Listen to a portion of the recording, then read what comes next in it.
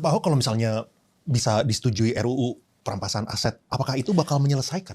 Gue juga bingung kenapa sih orang nganggap undang-undang perampasan aset, kalau oknum hakim, mati lu, sokoknya lebih gila lu. Iya dong? Gue rampas aset lu nih.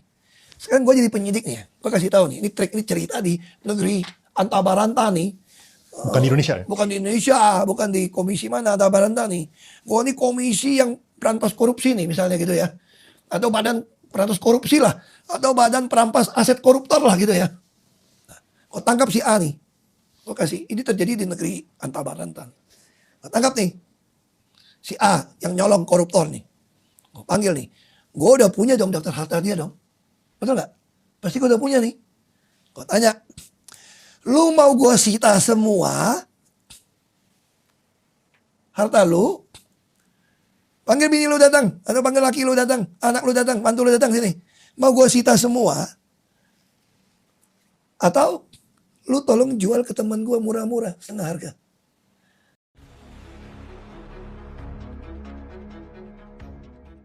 Daripada lu gak dapat? Yang udah keluar ke koran, mobil-mobil lu semua, gak bisa lagi nih. Tapi kan banyak juga tanah-tanah lu yang baru AJB nih. Belum ada sertifikat. Atau udah ada sertifikat nih. Terutama belum sertifikat ada buktinya kan. Yang ini gue sita. Yang ini, harta lu yang mana belum ketahuan, lu jual tuh. Apartemen lu, rumah lu, berapa ada emas lu semua. Gue udah rampas nih. Ada yang pernah ngitung gak? Ada yang pernah terbuka gak? Harta yang dirampas dipakai kemana semua. Emas segala macam. Itu gue bisa nekan itu orang. Lu jual sama teman gue itu ya. Udah ada tukang ngumpul tuh. Karena 20 juta bisa jualnya 5 juta nih. Ayo gue sita. Lu daripada gak dapat duit. Itu bisa terjadi. Nah lalu apa solusinya? Kita ini Pak SBY udah tanda tangan ratifikasi di konvensi PBB melawan korupsi. Di situ dijadikan undang-undang hasil ratifikasi konvensi PBB tadi. Kalau saat itu undang-undang nomor 7 tahun 2006. Kalau nggak salah. Di situ ada prinsip illicit enrichment. Jadi ada penambahan kekayaan yang ilegal. Itu bisa disita untuk negara. Dan kenapa undang-undang itu belum bisa berfungsi? Karena di dalam pasal terakhir harus pelaksanaannya melalui PP, peraturan pemerintah. Kenapa PP itu butuh? Minimal ada satu list. Kalau kamu punya harta sekian, pajak yang lu bayar mesti sekian dong. Ya kan? Uang kamu sekian. Makanya di situ kita kasih tax amnesty. Dulu aku berpikir pemerintah kasih tax amnesty mau melaksanakan ini gitu loh. Pemutihan lah, yang udah kaya-kaya sudahlah, nggak apa-apalah. Lu mantan koruptor gak apa-apa. Lu juga belum tentu masuk surga juga kok. Lu juga belum tentu lebih bahagia juga kok hidupnya kok. Yang penting rakyat jangan lu bawa ikut susah. Lu belum tentu bahagia, lu belum tentu masuk surga, rakyat lu paksa masuk neraka, kira-kira gitu loh. Lu bikin susah, gak fair. Lebih baik udah kita mesti belajar ikhlas. Lu makan tuh duit semua. Tapi tolong jangan bikin susah kita lagi nih.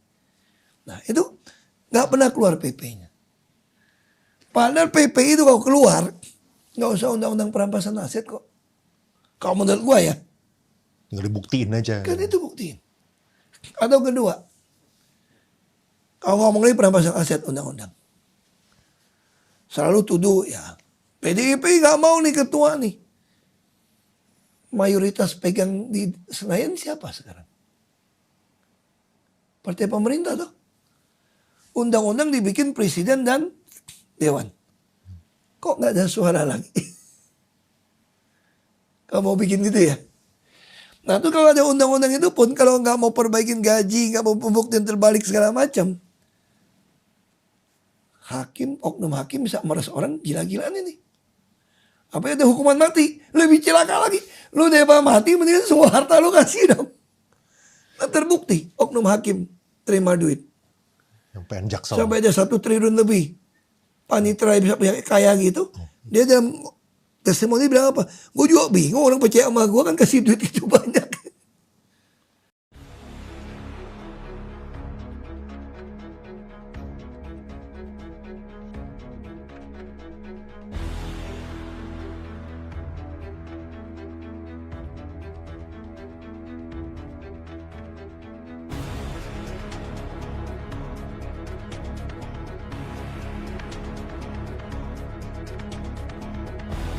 rupanya mereka masih satu lingkaran Jokowi sendiri.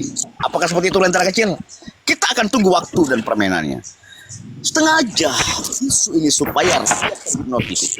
Ya, rakyat terhipnotis. Ini menurut pandangan dari Lentera Kecil. Apakah ijazah palsu ini akan berhenti? Ini akan menjadi beku ijazah ini.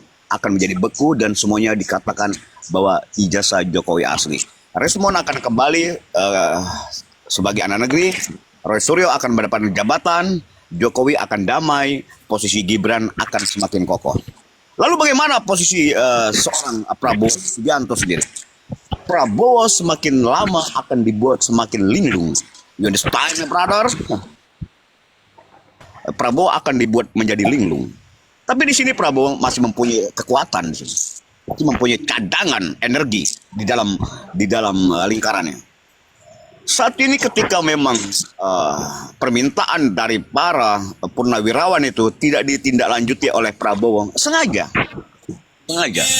Kenapa saya sampaikan ada kesengajaan supaya Prabowo Subianto tidak menindaki informasi-informasi ini, petisi-petisi, supaya semakin panjang durasi daripada sandiwara-sandiwara di tingkat elit. Kenapa Lentera Kecil bisa meyakini bahwa resapel Menteri Jokowi tidak perlu diresapel? Tidak perlu diresapel. Untuk apa dia saya resapel?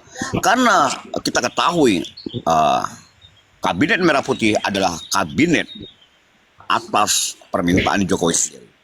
Seperti itu, brother-brother. Jadi pemerintah Prabowo ini adalah pemerintah rejim masa lalu. Apalagi yang mau kita banggakan? Kita ketahui semua produk semua program-program Prabowo Subianto tidak akan pernah terrealisasi di sini. Salah satunya saja program unggulan yang dikatakan MBG, makan siang bergizi gratis. Ini program abal-abal, program kaleng-kaleng. Siapa yang membuat ide program itu? Kita ketahui. Sudah saya sampaikan tadi.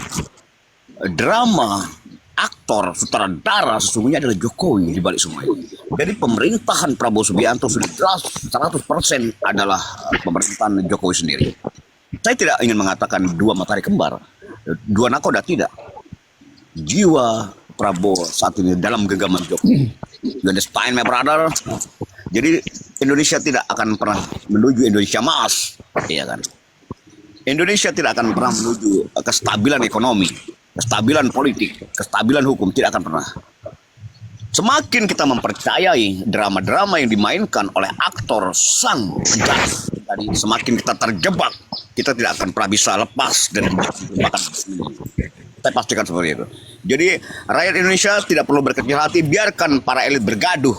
Biarkan negeri ini hancur menjadi lemper, yang di dalamnya berisi rasa yang cukup menggiurkan. Indonesia akan terpuruk sampai tahun berakhirnya 2029, dan Indonesia akan kembali pulih ketika hadirnya seorang Ratu Adi. Siapa Ratu Adi? Kita akan tunggu di awal 2029 nanti, insya Allah. Ya. Jadi kita tidak perlu mencemaskan lagi. Memang negara Indonesia sudah cemas, ya kan? Saya katakan sekali lagi, Indonesia akan semakin gelap gulita. Terima kasih. Itu saya yang Lentera Kecil. Halo Bang Kara. Anda bilang tadi apa? Respon nama Suryo, waduh, tidak sesuai. Dia ingin membuktikan itu. Oke. Oke, begini. Itu menurut pandangan analisis ketahanan jiwa seorang Lentera Kecil. Ini satu lingkaran, brother. Kita sudah terjebak dalam permainan mereka. Apakah seperti itu? Kita akan melihat nih. Nah, memang ketika memang respon adalah benar-benar ingin menegakkan keadilan, saya pasti ngadu domba lah, jangan mengadu domba. Ini kita ini sebagai rakyat ingin negara ini maju. Jangan sampai negara tidak akan pernah maju karena negara tidak mempunyai roda. Namun ketika negara mempunyai sayap dan roda, saya pasti akan maju. Seperti itu saja. Itu kosakatanya.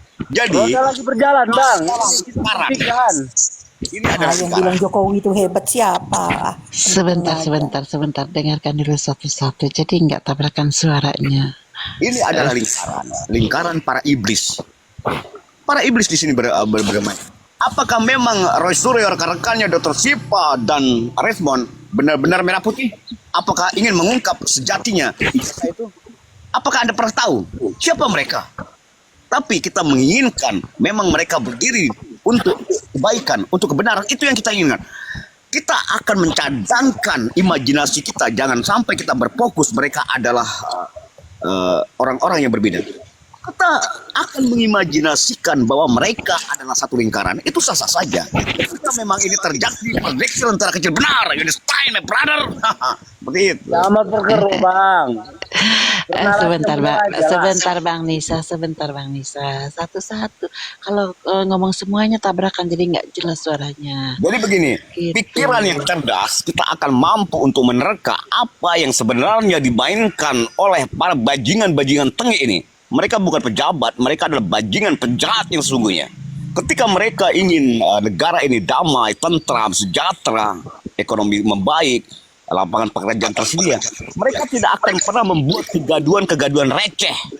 Rakyat saat ini disajikan, suruh menelan berita-berita hoax yang sepanjang hari disajikan di media-media. Ini adalah kebodohan. Sebenarnya di sini yang menjadi tolak ukur untuk mendamaikan negeri ini adalah seorang kepala negara. Prabowo Subianto harus mengambil sikap dan ketegasan. Siapapun yang membuat berita-berita hoax tentang ijazah atau tentang apapun, ini tidak akan mengganggu pemerintah sesinya. Maka untuk itu, silakan Kata-kata Anda itu udah, aduh, jangan bergerak lah, Bang. Bang Nisa. Ketika Anda mendeteksi kata-kata saya memperkeruh, Anda harus belajar lagi tentang kalkulasi bagaimana rencana-rencana jahat ini akan terjadi. Brother, Anda jangan coba membela sebuah masalah, tapi kita akan mencari solusi dari masalah itu. You understand? Anda paham? Tidak paham. Anda tidak paham, sebaiknya Anda tenggelam. Gini. Sedikit. Bang Nisa, maksud Bang Bara ini kita punya pemikiran cadangan. Berjaga-jaga kalau respon itu ternyata masih di lingkaran setan itu. Begitu Bang Nisa. Jadi cadangan itulah. Tidak. Maaf, Bun. Kalau kita mau berpikir, Bun. Respon buat apa dia itu? Dia itu nama baiknya emang Jokowi. Ngapain Rismon orang si Mulyono dia enggak kok. Iya Drama begini. dalam hidup ini adalah drama. Siapa yang pandai memainkan drama itu dia akan menjadi pemenangnya, brother. Saat Lu ini sutradara drama. sedang dihipnotis. Rakyat Indonesia sedang dihipnotis. Bagaimana kelicikan-kelicikan para elit politik itu sendiri, brother. Dan saat ini dibutuhkan orang-orang yang pandai untuk mengungkap. Seperti itu. Bara, gantian dulu bentar. Saya mau tanya. Orang kalau udah berterus terang, nggak bakalan semua orang itu pikiran kamu sama. Tidak. Semua orang jangan didiktator semua. Di sini mah berpendapat untuk buat anak-anak kita nanti. Ya Bang Nisa, betul kita di sini beda pendapat Bang Bara ya, tetap kita saling menghargai ya. Kita minta pendapatnya Bang Nirwana gimana? Silakan Bang Nirwana. Oke, selamat pagi semua. Ya enggak ya? Sekarang kita ini dibuai dengan ijazah. Sebetulnya banyak masalah lebih besar daripada ijazah ini. Ya enggak ya? Yang tidak dibahas. Nah, itu ya. Sekarang Tolong di-mute dulu suaranya gaduh Jokowi soalnya Bang Nisa. undercover 2 ini. Ya, ini kan nggak dibahas sama sekali sama pemerintah gitu ya enggak ya? Nah, sekarang kita lihat ya. Selama ini ya, Jokowi ini suka bilang bukan Jokowi, Prabowo ini suka bilang diancam. Ya enggak ya? Siapa yang ngancamnya kita nggak tahu. Bang Ya. Nisa dan Bang Andi tolong di-mute. Nah, tapi setelah anaknya Trisno ini dipindahkan gitu. Nah, ini mulai ketahuan kita di mana ini masalahnya. Ya kan? Selama ini kita seolah-olah dibuai gitu ya dengan ijazah ini ya enggak ya? Tapi intelijen negara ini nggak jalan gitu ya. Kenapa intelijen ini nggak jalan? Ya, saya selalu bertanya gitu ya. Tapi setelah anaknya si Tri Trisno ini dipindahkan atau dimutasi gitu ya. Nggak jadi, dimutasinya nggak jadi Bang Nirwana. Ya enggak, waktu ini kan baru ini dibalikin lagi kan baru berapa hari ini. Selama ini kita nggak tahu, ya enggak siapa dalangnya, ya kan mutasi dia nih, ya kan gitu kan. Nah sekarang udah terlihat gitu, ya di mana sebetulnya pokoknya masalahnya gitu. Nah, selagi ya enggak Prabowo tidak merevisi ya TNI dan Polri ini, ya sulit kita untuk melangkah gitu, ya kan. Ya memang Jokowi ini panglima tertinggi gitu ya. Penguasa gitu ya, tapi kekuasaan tinggi di tangan rakyat ya, bisa aja nanti diambil alih sama rakyat. Kalau Barat tadi bilang kita ini dibuai itu nggak bisa, ya nggak ya, kita ada kekuasaan tinggi itu di tangan rakyat Pak ya, bukannya di tangan Prabowo gitu. Itu ya. Oke lanjut, gantian yang lain, jangan lama-lama lah ya. Oke lanjut. Oke, sebelum ke Bunda Snack, selamat pagi Bunda Snack, Bunda Borneo. Sedikit sebentar intercept. Saya setuju dengan yang dikatakan Bang Nirwana. Kedaulatan ada di tangan rakyat. Kita tidak bisa membiarkan hal ini jika Bang Prabowo masih di lingkaran itu. Ya satu-satunya cara diturunkan dua-duanya, ganti bentuk tatanan baru. Karena kalau kita membiarkan sampai 2029 akan ada ini lagi baru, tidak, pasti mereka akan terus ingin berkuasa. Begitu, jangan kita diam sebagai rakyat. Kita tidak boleh